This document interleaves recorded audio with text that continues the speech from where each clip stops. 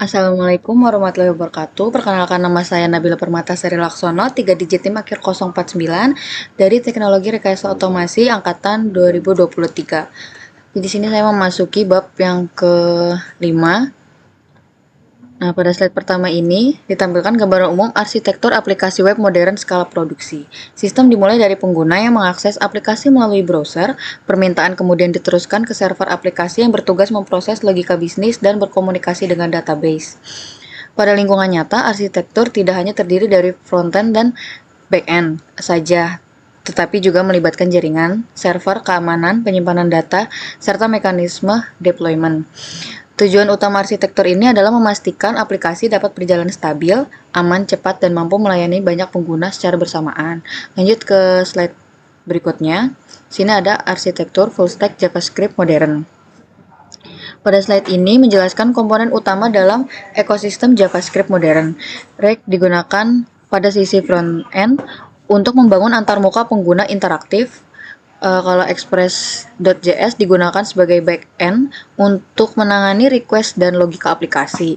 Database seperti MySQL atau PostgreSQL berfungsi menyimpan data secara permanen. Semua komponen tersebut saling terhubung sehingga membentuk sistem full stack yang lengkap. Dengan menggunakan satu bahasa pemrograman yaitu JavaScript pada front-end dan back-end, proses pengembangan menjadi lebih konsisten dan efisien. Lanjut ke slide berikutnya. Di sini menjelaskan proses ketika pengguna mengetik nama domain pada browser. Browser tidak langsung mengetahui lokasi server tujuan sehingga harus meminta bantuan DNS atau Domain Name System. DNS ini menerjemahkan nama domain menjadi alamat IP yang dapat dipahami jaringan komputer. Setelah alamat IP ditemukan, browser dapat mengirimkan permintaan ke server yang sesuai. Proses ini biasanya berlangsung hanya dalam hitungan milidetik sehingga pengguna tidak menyadari adanya tahapan penerjemahan tersebut. Lanjut, pada slide ini logika dinamis front-end menjelaskan konsep React hooks, khususnya use state dan use effect. Use state digunakan untuk menyimpan data atau kondisi yang dapat berubah selama aplikasi berjalan. Ketika nilai state berubah, tampilan antarmuka akan diperbarui secara otomatis. Sementara itu, use effect digunakan untuk menjalankan proses tambahan seperti mengambil data dari server atau menjalankan kode ketika komponen dimuat. Kedua hook ini merupakan fondasi penting dalam pengembangan aplikasi React modern karena memungkinkan pengolahan data dan siklus hidup komponen secara lebih sederhana. Lanjut, kita masuk ke mesin Node.js dan ban berjalan. Express.js. Ini menggambarkan bagaimana request diproses pada backend menggunakan Node.js dan Express.js. Ketika permintaan masuk dari pengguna, request akan melewati beberapa middleware yang berfungsi sebagai pos pemeriksaan. Middleware dapat digunakan untuk autentikasi, validasi data, logging, maupun pengolahan lainnya. Setelah pemeriksaan selesai, request diteruskan ke route handler. Ini yang menjalankan logika utama aplikasi dan menghasilkan respon yang kemudian dikirim kembali ke pengguna. Slide selanjutnya, ini ada tata bahasa komunikasi server. Pada slide ini diperkenalkan konsep REST API sebagai standar komunikasi antara front-end dan back-end. Metode GET digunakan untuk mengambil data. Kalau post itu untuk menambahkan data baru, kalau put ini untuk memperbarui data yang sudah ada, dan kalau delete itu untuk menghapus data. Selain itu terdapat berbagai kode status yang menunjukkan hasil pemrosesan request seperti 200 untuk sukses, 200 untuk data berhasil dibuat, 400 untuk kesalahan data permintaan, dan 404 untuk sumber daya yang tidak ditemukan. Nah, pada slide yang ketujuh ini ada matriks arsenal database modern yang membandingkan beberapa jenis database. Di sini ada MySQL, PostgreSQL, SQL, dan MongoDB. Nah, dari yang MySQL ini mewakili database relasional yang menyimpan data dalam bentuk tabel dan memiliki struktur yang ketat. Kalau PostgreSQL menawarkan kemampuan relasional yang lebih canggih dan mendukung berbagai fitur analitik. Kalau yang terakhir ini ada MongoDB DB yang merupakan database NoSQL yang menyimpan data dalam format dokumen sehingga lebih fleksibel. Pemilihan database ini bergantung pada kebutuhan aplikasi masing-masing. Lanjut ke slide yang ke-8, itu ada evolusi real-time selamat tinggal HTTP polling. Menjelaskan perbedaan antara HTTP polling dan WebSocket. Pada metode polling, browser secara berkala mengirim request ke server untuk memeriksa apakah ada data baru. Cara ini menghasilkan banyak request yang tidak efisien. Sebaliknya, kalau WebSocket menciptakan koneksi dua arah yang tetap terbuka sehingga server dapat langsung mengirim data ketika terjadi perubahan.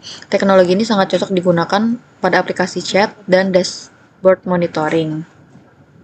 Lanjut ke slide selanjutnya, itu ada arsitektur keamanan stateless. Ini menjelaskan mekanisme autentikasi menggunakan JSON Web Token atau JWT. Pengguna terlebih dahulu melakukan login dengan username dan password. Setelah berhasil diverifikasi, server menghasilkan token yang ditandatangani secara digital. Token tersebut kemudian disimpan oleh pengguna dan dikirim pada setiap request berikutnya. Server hanya perlu memverifikasi token tanpa menyimpan sisi pengguna sehingga sistem menjadi lebih cepat dan mudah diskalakan. Lanjut slide selanjutnya, ini ada jebakan localhost dan krisis IP publik. Ini menunjukkan perbedaan antara localhost dan akses publik saat aplikasi dijalankan pada localhost. Saat aplikasi dijalankan pada localhost, aplikasi hanya dapat diakses dari komputer yang sama, namun ketika diakses dari internet, aplikasi harus melewati router, NAT, firewall, dan menggunakan alamat IP publik. Namun, tantangan utama pada tahap ini adalah konfigurasi jaringan dan keamanan agar aplikasi dapat diakses pengguna luar tanpa membuka celah keamanan yang berbahaya. Oke, lanjut. Di sini ada menembus tembok NAT via lorong enkripsi. Slide ini itu kayak ngejelasin penggunaan Cloudflare tunnel yang sebagai solusi untuk mengakses aplikasi lokal dari internet. Dengan tunnel, server lokal membuat koneksi keluar menuju Cloudflare sehingga tidak memerlukan pembukaan port secara langsung pada router. Metode ini meningkatkan keamanan karena alamat IP aslinya server tetap tersembunyi. Selain itu, proses deployment dan pengujian aplikasi menjadi lebih mudah karena layanan dapat diakses dari mana saja melalui domain publik. Lanjut, ini ada matriks keputusan arsitektur koneksi. Ini tuh membandingkan beberapa pendekatan koneksi server. Mulai dari VPS yang menawarkan kontrol penuh namun membutuhkan pengelolaan yang lebih kompleks. Terus ada Cloudflare Tunnel memberikan kemudahan implementasi dan keamanan tinggi tanpa perlu konfigurasi jaringan yang rumit. Nah, kalau yang ngrok ini cocok untuk digunakan pengembangan demonstrasi cepat. Kalau VPS Mesh itu untuk port forwarding memberikan fleksibilitas tinggi namun memerlukan pemahaman jaringan yang lebih mendalam. Lanjut, di sini ada sintesis final, arsitektur ekosistem skala produksi. Ini tuh merangkum seluruh komponen yang telah dipelajari menjadi satu ekosistem lengkap. Pengguna mengakses aplikasi React melalui browser, kemudian request diteruskan melalui Cloudflare Tunnel menuju server express.js. Server menjalankan logika bisnis dan berkomunikasi dengan database menggunakan Prisma ORM. Untuk kebutuhan real-time, sistem memanfaatkan WebSocket. Kombinasi seluruh teknologi ini menghasilkan aplikasi modern yang aman dan siap digunakan pada lingkungan produksi. Oke, kita masuk ke slide 14. Ini ada peta jalan eksekusi ekosistem 2.0. Slide ini menggambarkan tahapan implementasi sistem secara bertingkat. Tahap pertama berfokus pada fondasi seperti front-end React, back-end Express, dan database SQL. Tahap kedua menambahkan komunikasi REST IP, autentikasi JWT, serta integrasi database yang lebih kompleks. Tahap ketiga itu mengarah pada arsitektur enterprise dengan penerapan keamanan tingkat lanjut, monitoring sistem, otomatisasi deployment, dan skalabilitas untuk melayani pengguna dalam jumlah besar. Oke, kita masuk ke slide yang terakhir. Tugas akhir ini, contoh implementasi lengkap full stack modern. Front-end bertugas menerima interaksi pengguna dan mengirim request ke back-end. Lalu back-end memproses logika bisnis serta mengakses database untuk membaca atau menyimpan data. Komunikasi dilakukan melalui REST API dan dapat diperluas menggunakan WebSocket untuk fitur real time. Slide ini menjadi gambaran akhir bagaimana seluruh komponen yang telah dipelajari bekerja bersama membentuk aplikasi web modern yang siap digunakan pada dunia industri. Nah, pada selanjutnya saya akan uh, menampilkan langkah-langkah membuat web server dengan CV saya sendiri.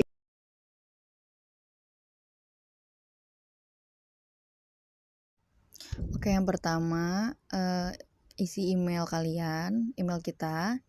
Lalu ini @readme-nya kita aktifkan. Lalu lanjut. Nah, akan tertampil seperti ini. Lalu langsung aja kita klik add file. Nah, file yang ditambahkan ini ada 3 file yang kita prompt-kan tadi di GPT sebelumnya. Langsung aja kita masukin di GitHub di sini, langsung klik commit change. Nah, ini dia lagi proses. Oke, nah ini udah ketambah ya. Nah, lanjut aja kita pindah ke tab settings, lalu klik tab page. Nih yang di sini nih.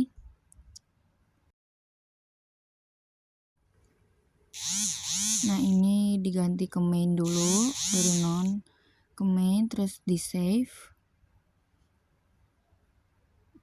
Nah, ini sampai ada tulisan GitHub page source save.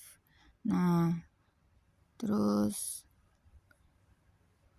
kita nah ini ada tulisan visit site, kita klik aja. Nah, ini kita tunggu sampai hasilnya keluar. Ini loadingnya lumayan agak lama ya. Nah, di sini tertampil untuk webnya. Di sini ada nama saya sendiri. Nah, di sini nih ada tulisan halo, saya Nabila. Pokoknya ini tuh penjabaran dari CV yang kita prompt tadi sebelumnya di GPT. Pokoknya sebelum file-file yang sebelum dimasukin ke GitHub itu tuh hasilnya dari GPT, dari AI, karena kita memasukkan CV dan meminta file-file itu untuk membuat seperti ini nih. Tuh ada bagian proyek yang pernah dikerjakan, terus ke bawah, ke atas, ke bawah tuh.